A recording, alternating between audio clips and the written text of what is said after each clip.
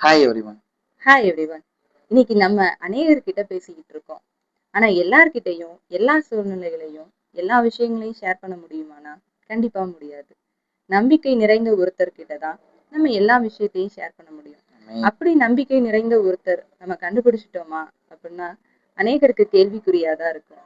ஆனா இன்னைக்கு நம்பிக்கை நிறைந்த ஒருத்தரை நான் உங்களுக்கு இன்ட்ரடியூஸ் பண்ண போறேன். ஆமென். அவர்தான் நம்ம ஆண்டவராகிய இயேசு கிறிஸ்து. ஆமாங்க. அவர்கிட்ட எல்லா சூழ்நிலையிலையும் எல்லா விஷயத்தையும் நம்ம ஷேர் பண்ண முடியும். நம்மளோட எமோஷனலை நம்மளோட ஃபீலிங்கை புரிஞ்சுக்கிற ஒரே ஒருத்தர் தான் அது ஆண்டவராகிய இயேசு கிறிஸ்து மட்டும்தான். ஆமென். அவர்கிட்ட நம்ம இப்படி பேசுகிற இந்த ரிலேஷன்ஷிப்பை தான் நம்ம ஜெபம்னு சொல்றோம். ஆமாங்க. வேதத்துல நிறைய ஜெபங்கள் இருக்கு. பல பரிசுத்தவான்கள் பல முறை தேவனிடத்துல ஜெபித்த ஜெபங்கள்லாம் வேதத்துல இருக்கு.